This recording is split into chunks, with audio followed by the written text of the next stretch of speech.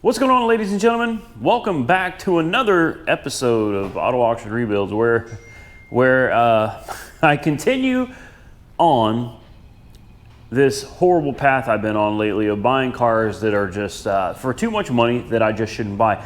Honestly, I had a couple of you comment and say, Randy, stop trying to be like Hoovie's Garage because you don't have that kind of money. You're absolutely right.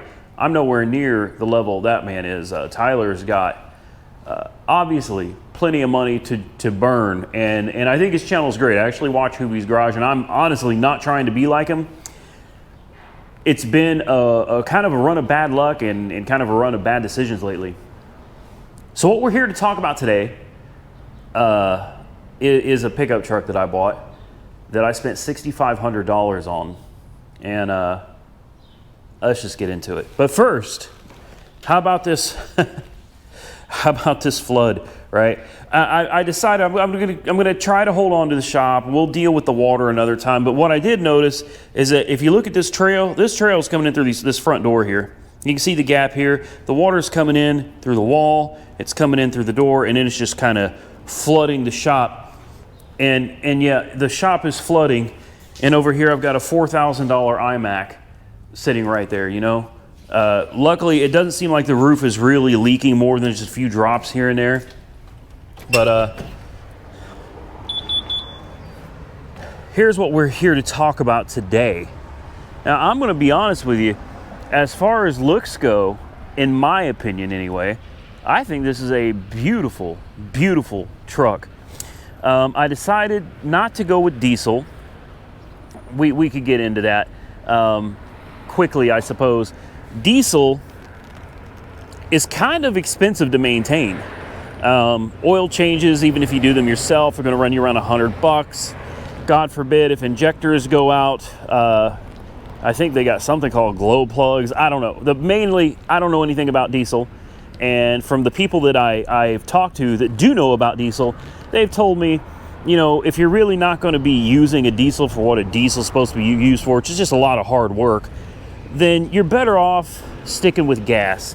And even though the gas mileage on this 454 V8 will be somewhere around 10 miles a gallon, loaded or unloaded, you know, and realistically, between 8 and 10 miles a gallon, loaded or unloaded, the fact of the matter is, when you take into consideration the cost of maintenance and upkeep on a diesel, I think it's gonna pretty much even out regardless whether you choose to go with gas or whether you choose to go with diesel. I don't think it's really gonna make that big of a difference. So here is what I spent $6,500 on. The guy absolutely refused to go any lower. I mean, absolutely. He's an older guy. He's been working on this truck for years. It used to be a diesel. This used to be the 6.5 liter diesel. And for whatever reason, the diesel came out, and along with it, they put in a motor from a 1995 454, and they also put the dashboard and steering column and everything out of the 95 454 as well. So as you can see, this is not a 94 dashboard. The 94 dashboard was clunky and angular, very much like the door panels that are still original.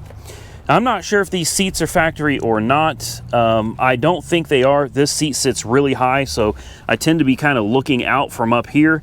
I really don't like how high it is. It's got this wood grain, which is, you know, nice for the early 90s and maybe the 80s. They did these in conversion vans and stuff. It's got the same thing on the roof here. It's got all your little switches for different lights, and I'll be honest with you, I don't like it. I think it's tacky. I don't like the console. I don't like that. The headliner's sagging. The e-brake sags a little bit. We need to see if that can be adjusted because it keeps the brake light on unless it's tied up.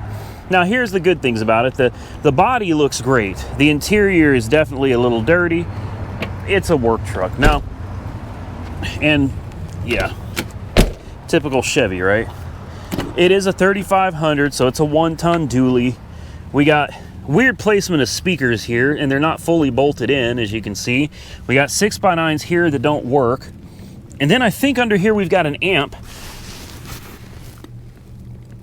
That shiny thing that you probably can't really see down there.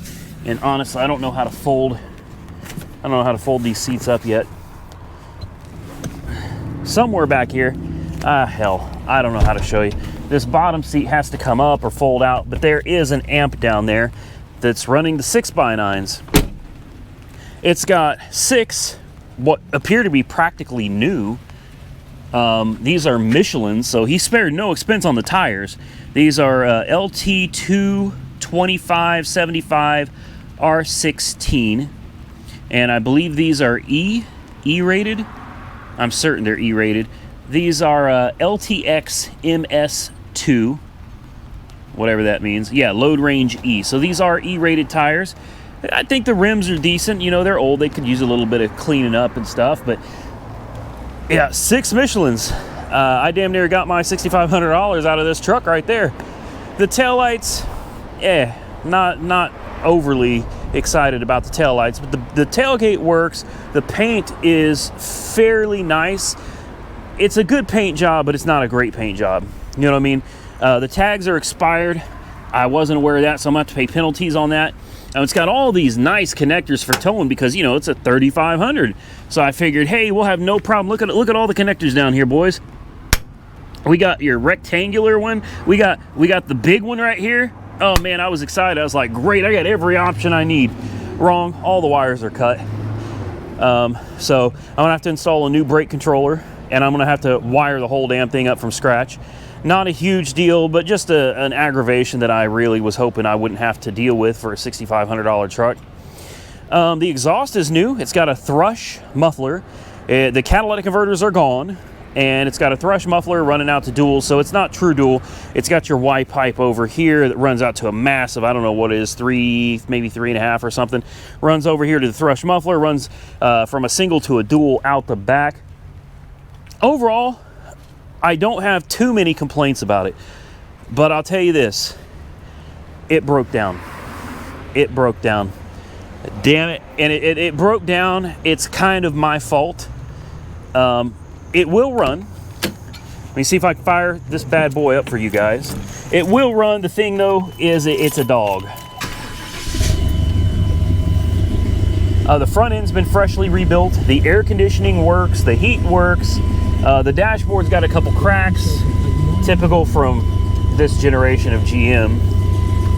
It's not too bad. The windshield's got a crack going across it over here, right there in the middle. You probably can't, there you go. I think you can see that's got a crack in it. It sounds pretty good.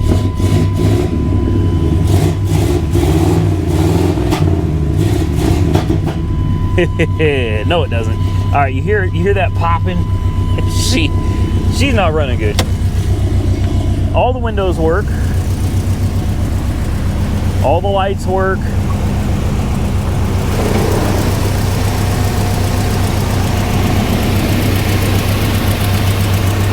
There's that big block Chevy. Now, an interesting thing to note is that in 94 and 95, the 454 got a bump in torque and horsepower. They used larger injectors, and I think it had a slightly different tune. I'm gonna go ahead and shut this off because she's loud. So let me tell you what I did, guys. Any of you old school folks out there already know this is TBI. I mean, it is technically fuel injected, but this is not like your multi-port. It's not your sequential injection. This is a carburetor, in essence, with 2 fuel injectors on it. It's kind of rough and raw, but it worked. It worked. It sometimes worked. This wasn't the best setup in the history of fuel injection, but I'll tell you this, it was better than any of that old school Mercedes Bosch or Bosch fuel injection crap that they had going on in the 70s and early 80s. This was definitely more reliable than that, but a lot of people neglect these fuel injectors, man. And where I made the mistake, that air filter's got to go. That's filthy. There's what I'm talking about. You just got 2 fuel injectors. They sit right there on top. You know, real easy to get to. It's like I said, it's a carburetor. Take a look under there. You see that? It's just a carburetor. Technically, it's got a couple of sensors on it, but it's a carburetor. You get what I'm saying? So you know, I decided, for whatever reason, I can't explain why, but one of the first things I did, it was running great. I drove home just fine.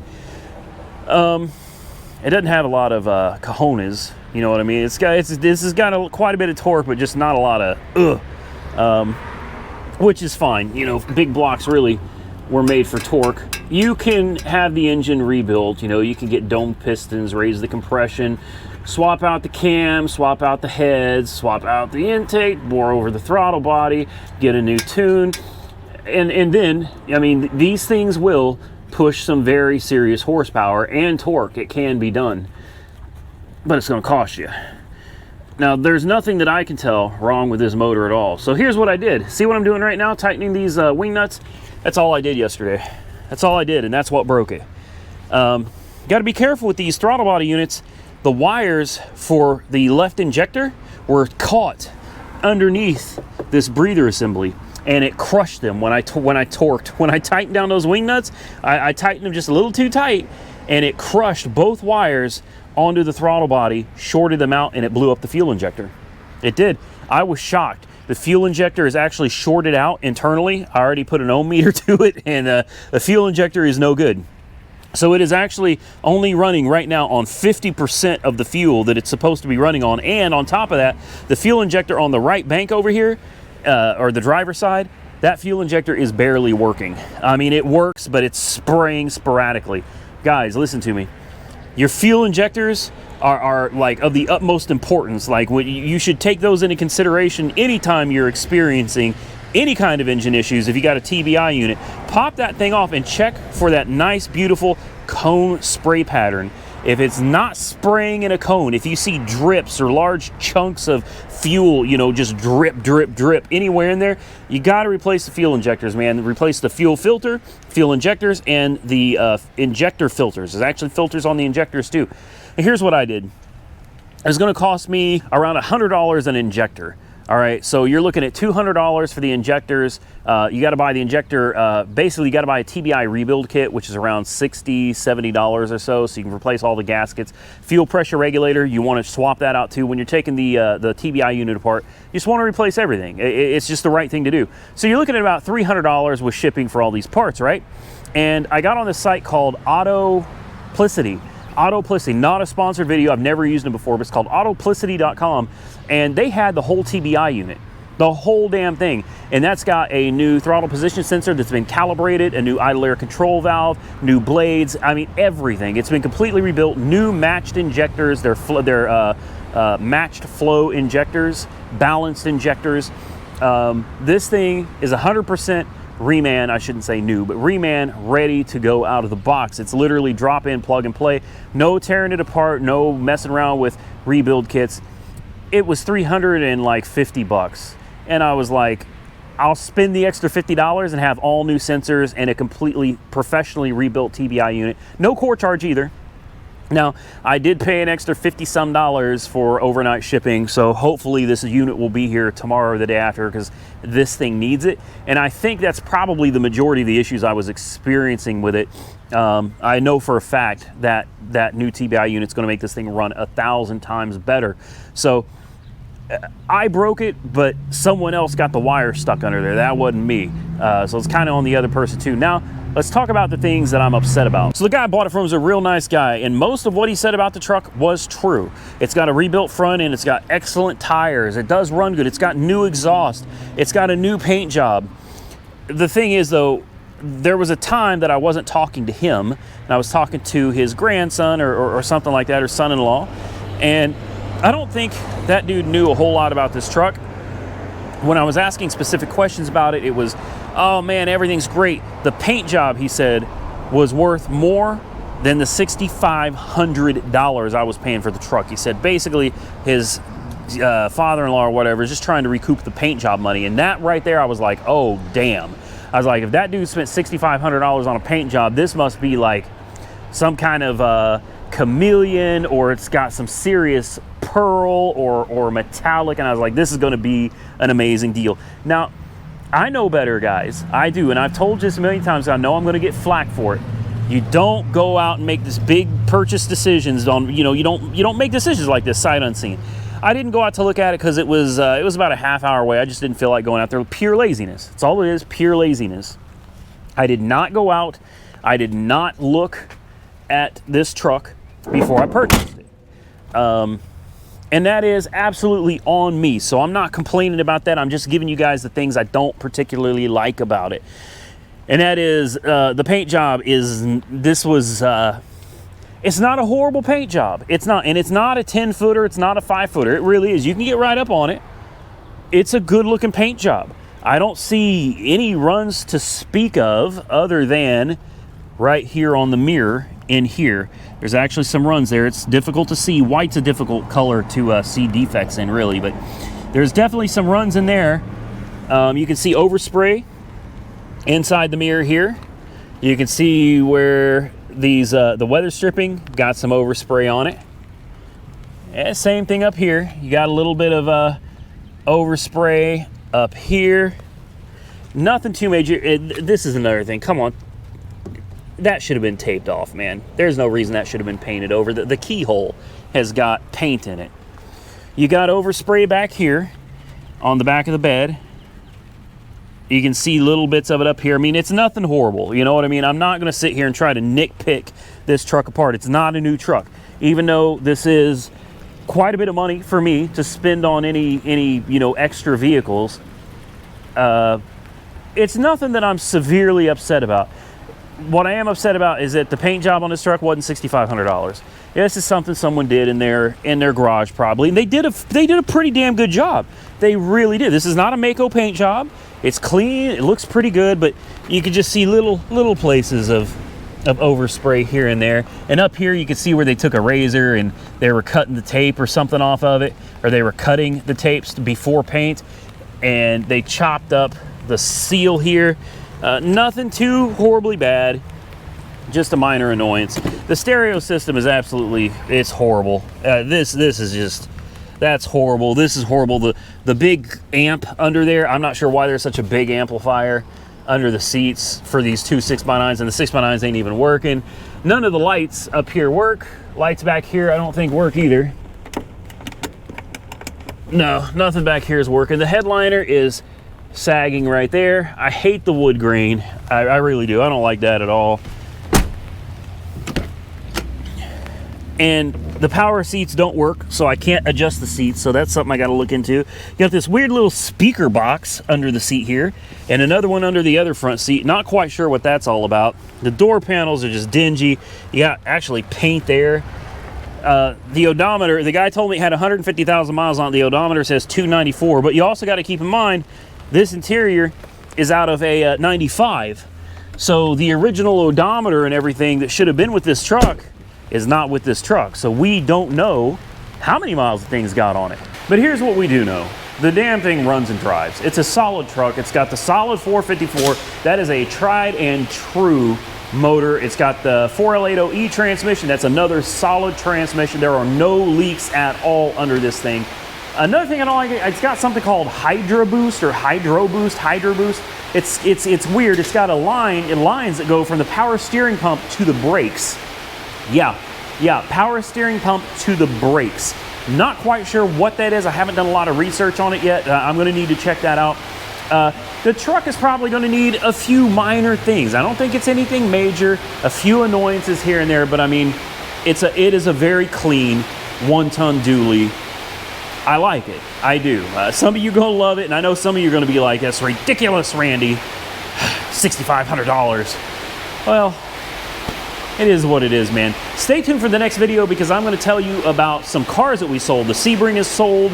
The Chevy Malibu Classic, or the Chevy Classic, is sold. The red F-150 is sold. It's actually about to be picked up. The shipper is coming to pick it up right now. The Chevy 2500, the red 2500, sold yesterday, and today is auction day, and I plan on picking something up today as well. So stay tuned. I got some exciting stuff for the channel, and if you want to, we could just do a time lapse of the shop flooding. Look, there's a drip coming from the ceiling right there. Oh man, yeah. Let's just sit here and watch the place flood. I'm kidding. I'm going to get out of here, ladies and gentlemen. I really do appreciate you taking time to watch these videos. I know I've taken up quite a bit of your time. talking about this new truck, but personally, I'm really excited about it. I really like the truck.